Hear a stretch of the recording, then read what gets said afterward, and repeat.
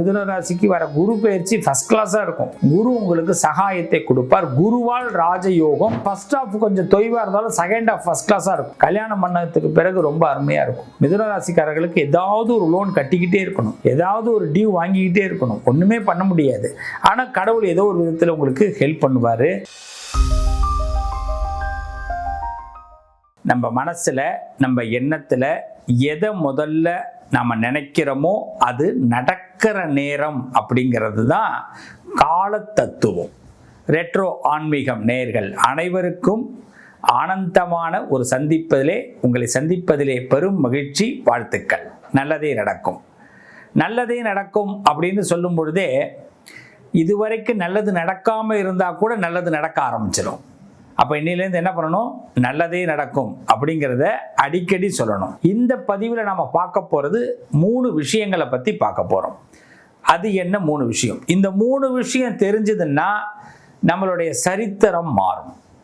நாமளும் வரலாறு படைக்க முடியும். நம்ம பெரிய தோல்விகளை சந்திச்சுட்டு வரோம், கஷ்டங்களை சந்திச்சுட்டு வரோம், வருத்தங்களை சந்திச்சுட்டு வரோம், ஏன் சில பிரிவுகளை சந்திச்சுட்டு வரோம்னா நமக்கு ஏதோ ஒரு யோகம் இல்லைன்னு அர்த்தம். நான் லக்கு பர்சன் இல்லை சார், அன்லக்கி சார் அப்படின்னு நிறைய பேர் சொல்லக்கூடிய வாய்ப்பு உண்டு. அப்ப இந்த யோகங்கள் நமக்கு பிறப்பிலே இருக்கா இல்லையா அதை முதல்ல ஜாதக ரீதியா பார்க்கணும்.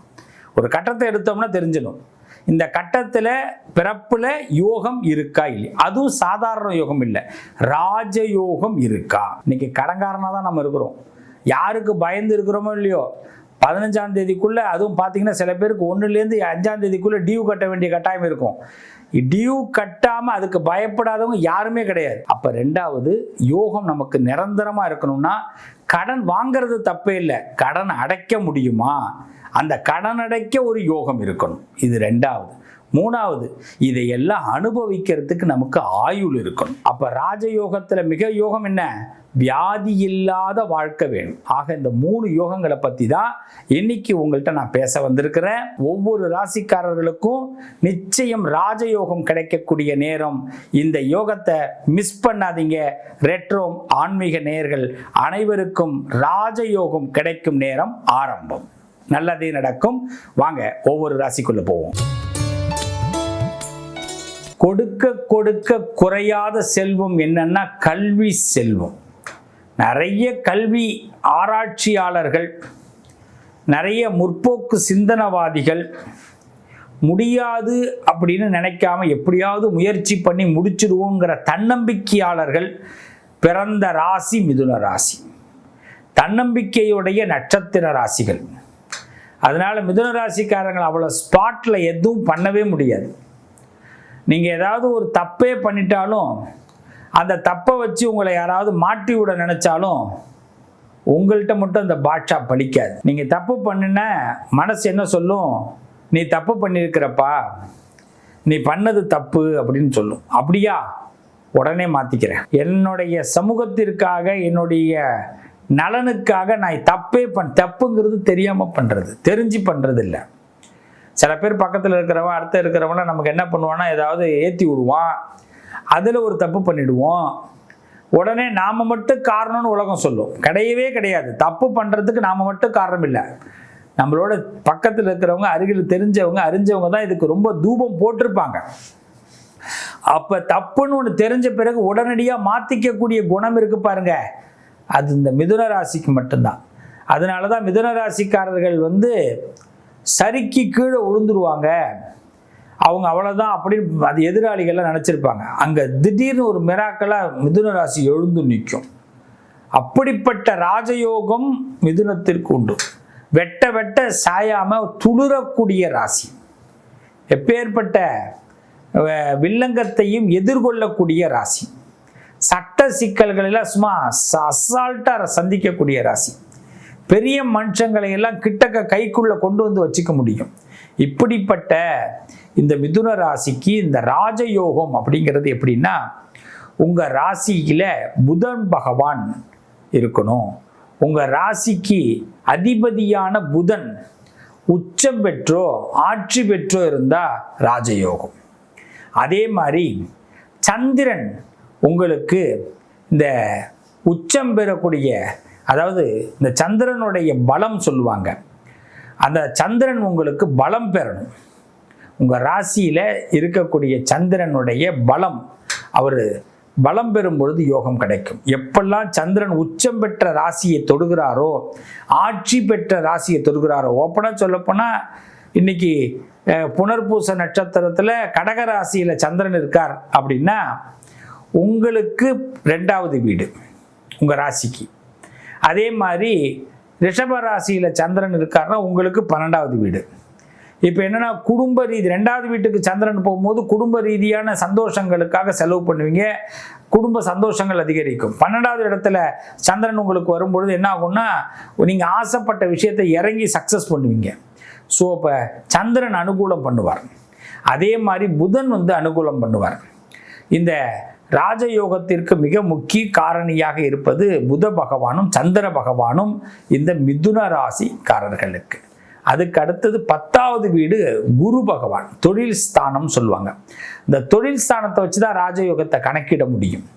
10வது வீடு குரு, அந்த குரு 10லேயே இருந்தால் ரொம்ப விசேஷம். அதே மாதிரி பிறக்கும் பொழுது அந்த குரு 7ல் இருந்தால் ரொம்ப விசேஷம். ஏன்னா குரு பார்வை லக்னத்தில் இருக்கார் சுவாமி குரு, என்ன பண்ணலாம்? ரொம்ப சூப்பர். உங்களுக்கு ஃபர்ஸ்ட் ஹாஃப் கொஞ்சம் தொய்வாக இருந்தாலும் செகண்ட் ஹாஃப் ஃபர்ஸ்ட் கிளாஸாக இருக்கும். கல்யாணம் பண்ணதுக்கு பிறகு ரொம்ப அருமையாக இருக்கும். அதுவும் இந்த ஒரு பொம்பளை பிள்ளையெல்லாம் ஆண் பெண் 2 பேருடைய நட்பு கிடைச்ச பிறகு ரொம்ப நல்லாயிருக்கும். ஸோ அப்போ கல்யாணத்துக்கு பிறகு லைஃபே மிகப்பெரிய சக்ஸஸ் ஏற்படும் மிதுன ராசிக்கு. அதனால் பண விஷயங்களில் ராஜயோகம் இந்த சுக்கிரன், குரு, சந்திரன் இவர்களை வைத்து தான் உங்களுக்கு பலன், புதனை வைத்து தான். ஸோ அப்போ குரு என்ன பண்ணும்? 10ஆம் இடத்துல இருந்தால் ரொம்ப சிறப்பு. சரிங்க, 2ஆம் இடத்துல உச்சம் பெற்றிருக்காருங்க குரு, என்ன பண்ணலாம்? ரொம்ப அருமை. இந்த உச்சம் பெறக்கூடிய காலமெல்லாம் யோகம். அதில் இப்போ பார்த்தீங்கன்னா மிதுன ராசிக்கு வர குரு பயிற்சி ஃபஸ்ட் கிளாஸாக இருக்கும். அதை பற்றி நம்ம அடுத்த வீடியோவில் பேசுவோம். ஏன்னா அருமையான நேரம். உங்களுக்கு 7ஆம் பார்வை நேரடியாக இருக்கிறதுனால குரு உங்களுக்கு சகாயத்தை கொடுப்பார். குருவால் ராஜயோகம் இந்த மிதுன ராசிக்கு ஏற்படும். அடுத்தது பாருங்க, கடன். இந்த கடன் தொடர்ந்து இருக்க, அதை எப்படி அடைக்கலாம், எந்த வயசில் அடைக்க முடியும் அப்படின்னா, இந்த கடனுக்கு 6வது வீடு உங்கள் ராசிக்கு பார்த்தீங்கன்னா செவ்வாயோடைய வீடு. அங்கே சந்திரன் நீசம். அதனால் என்ன ஆகும்னா நம்ம ரொம்ப புத்திசாலித்தனமாக ஒரு விஷயத்தை செய்யக்கூடாதுன்னு நினச்சிக்கிட்டே இருப்போம், அதில் போய் லாக் ஆகிடுவோம். அதனால் உங்களுக்கு இன்டிமேஷனை கடவுள் கொடுத்துருவார். அதன் அடிப்படையிலேயே நீங்கள் செய்யுங்க. ரொம்ப ஜாக்கிரதையாக இருக்க வேண்டாம். அசால்ட்டாக ஜாக்கிரதையாக இருந்தீங்கன்னா அதெல்லாம் மாட்டிப்பீங்க. இந்த 6வது இடத்துல பார்த்தீங்கன்னா உங்கள் ராசிக்கு செவ்வாயும் சந்திரனும் அங்கே அமையப்படும் போது, அது சந்திரன் நீசம் பெற்ற இடம், செவ்வாய் ஆட்சி பெற்ற இடம். அங்கே உங்களுக்கு செவ்வாயோ ராகுவோ சனியோ அமரும் பொழுது ருணஸ்தானம், ஏதாவது காயங்கள், வெட்டு, கோர்ட்டு கேஸு சம்மந்தப்பட்ட விஷயங்கள், மனசை துன்புறுத்துறது, இதெல்லாம் ஏற்படும். ஸோ அப்போ அதில் கொஞ்சம் கவனமாக இருங்க இந்த மிதுன ராசிக்காரர்கள். 7வது வீடு சிறப்பாக இருக்கணும். அதில் குரு இருந்தால் ரொம்ப விசேஷம். கல்யாண வாழ்க்கை நல்லா இருக்கும். கடனை மீட்டு வருவதற்கு கொஞ்சம் காலமாகும். மிதுன ராசிக்காரர்களுக்கு ஏதாவது ஒரு லோன் கட்டிக்கிட்டே இருக்கணும், ஏதாவது ஒரு டியூ வாங்கிக்கிட்டே இருக்கணும். ஒன்றுமே பண்ண முடியாது. ஆனால் கடவுள் ஏதோ ஒரு விதத்தில் உங்களுக்கு ஹெல்ப் பண்ணுவார். ஆனால் ஹார்ட் ஒர்க் பண்ண வேண்டிய ராசியாக மிதுன ராசி இருக்குது. அப்போ உங்கள் ராசியில் 6வது இடத்த நல்லா செக் பண்ணிங்க. செவ்வாய் இருக்கக்கூடாது, உங்களுக்கு சனி இருக்கக்கூடாது, ராகு கேது இருக்கக்கூடாது, முக்கியமாக சுக்கிரன் இருக்கக்கூடாது. பணம் தண்ணி போல போகும்.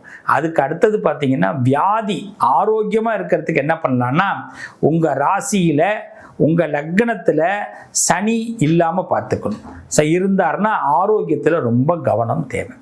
அதே மாதிரி பார்த்தீங்கன்னா ஆரோக்கிய ஸ்தானத்துலேயும் 6ஆம் இடம் இருக்கிறதுனால இந்த செவ்வாய் எங்கெல்லாம் நல்லா இருக்காரோ, உங்களுக்கு இதே சப்போஸ் மகரத்தில் செவ்வாய் இருந்தால் ரொம்ப நல்லாயிருக்கும். மகரத்தில் செவ்வாய் இருந்தால் நல்லாயிருக்கும். அதே மாதிரி உங்களுக்கு மேஷத்தில் செவ்வாய் இருந்தால் மிக யோகத்தை கொடுக்கும் மிதுன ராசிக்கு. அப்போ ஆரோக்கியம் பலப்பெறும், உடம்புல இருக்கிற பிரச்சனைகள்லாம் தீர்வுக்கு வரும். அப்போ மகர செவ்வாய் மேஷ செவ்வாய் இந்த மிதுனத்துக்கு சக்ஸஸை உண்டாக்கும். சப்போஸ் செவ்வாய் உங்களுக்கு 6வது இடத்துல இருந்தார்னா கண்டிப்பாக ப்ராப்ளத்தை ஏற்படுத்தும்.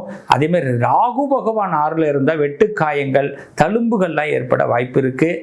அதே மாதிரி ராகு இப்போ உங்கள் ராசிக்கு இப்படி எப்பெல்லாம் 6ஆம் இடத்துக்கு வரார், செவ்வாய் 6ஆம் 6ஆம் இடத்துக்கு வராரோ உடல் நலத்தில் கூடுதல் கவனத்தை நரம்பு எலும்பு சம்பந்தமான விஷயங்கள்ல மிதுனம் ஹேண்டில் பண்ணணும். பயந்தே இருங்க, வாகனங்கள்லாம் போகும்போது கவனமாக போங்க, நல்லா இருப்பீங்க. இதை பற்றி இதுக்கு என்ன பரிகாரம் பண்ணலாங்கிறத நான் இப்போ இந்த வீடியோவில் சொல்கிறேன். நீங்கள் ஒரு பேப்பர் பேனா எடுத்து வச்சிங்க, எழுதி வச்சுக்கோங்க, நல்லதே நடக்கும். இந்த ராஜயோகம் கிடைக்கிறதுக்கு, கடன் தீருவதற்கு, ஆரோக்கியம் ஏற்பட்டு ஆயுள் பெருகுவதற்கு கிரகங்கள் எப்படி இருந்தால் நல்லா இருக்கும் அப்படிங்கிறத முதல்ல தெரிஞ்சிருங்க. எந்த ஒரு நபருக்கும் புதன் நீசமாக போகக்கூடாது, சுக்கிரன் நீசமாக போகக்கூடாது. யாருக்குமே புதன் நீசமாக போனாலோ, சுக்கிரன் நீசமாக போனாலோ, செவ்வாய் நீசமாக போனாலோ, சனி நீசமாக போனாலோ, சூரியன் நீசமாக போனாலோ, குரு நீசமாக போனாலோ, நீச கிரகம் உங்க ஜாதகத்தில் இருந்தால் கொஞ்சம் சிரமம்தான். இதையெல்லாம் அனுபவிச்சு தான் வரணும். அப்படின்னா எப்படி இருக்கக்கூடாது? மீனத்திலே புதன் இருக்கக்கூடாது, மேஷத்திலே சனி இருக்கக்கூடாது. அதே மாதிரி கேதுவோ ராகுவோ கண்டிப்பாக ரிஷபத்தில் இருக்கக்கூடாது, கடகத்தில் செவ்வாய் இருக்கக்கூடாது, கன்னியில் சுக்கிரன் இருக்கக்கூடாது, துளாராசியிலே சூரியன் இருக்கக்கூடாது. அதே போல விருச்சக ராசிக்காரர்களுக்கு இந்த சந்திரன் நீசமாயிடுவார். மற்ற ராசிக்காரர்களுக்கு எப்போ விருச்சகத்திற்கு சந்திரன் வருகிறாரோ அப்போ கஷ்டம். குரு மகரத்தில் இருக்கக்கூடாது யாருக்கும். இப்படி நீசமாக இருந்தால் நமக்கு சில தர்ம சங்கடம் ஏற்படும். அந்த நேரத்தில் உரிய பரிகாரம் பண்ணி மாற்றிக்கிங்க. அதே டிராவல் பண்ணும்போது டவுன், ஏகப்பட்ட டவுன் ஏற்படுது. அதனால ராஜயோகம் தடுத்து நிறுத்தப்படுகிறது. கடனுக்குள்ள அதிகமாகிடுறோம், வியாதி அதிகமாக வருது, நம்ம எதிர்பார்க்காத செலவுகள் வருது. இதை ஃபஸ்ட்டு தெரிஞ்சுங்க. அடுத்த பரிகாரம், இந்த ஃபஸ்ட்டு ராஜயோகம் ஏற்பட என்ன செய்யலாம்? ஒரு 9 வெள்ளிக்கிழமை, நல்ல கவனிங்க, 9 வெள்ளிக்கிழமை சுக்கிரனுக்கு வழிபாடு பண்ணுங்க. அது சுக்கிர ஹோரை. காலையில் 6 to 7, இரவு 8 to 9, மத்தியானம் 1 to 2ல் 6 நெய் விளக்கு போடுங்க. மகாலட்சுமிக்கு நிச்சயமாக சுக்கிர பலன் கிடைக்கும். உங்கள் அழகு கூடும், வருமானம் கூடும், வசதி கூடும், ராஜயோகம் கூடும். சூரிய பகவான், சூரிய நமஸ்காரம் ஞாயிற்றுக்கிழமை பண்ணுங்க. நீங்கள் பிரபலமான யோகத்தை அடைவீர்கள், பிரபலமான யோகத்தை அடைவீர்கள்.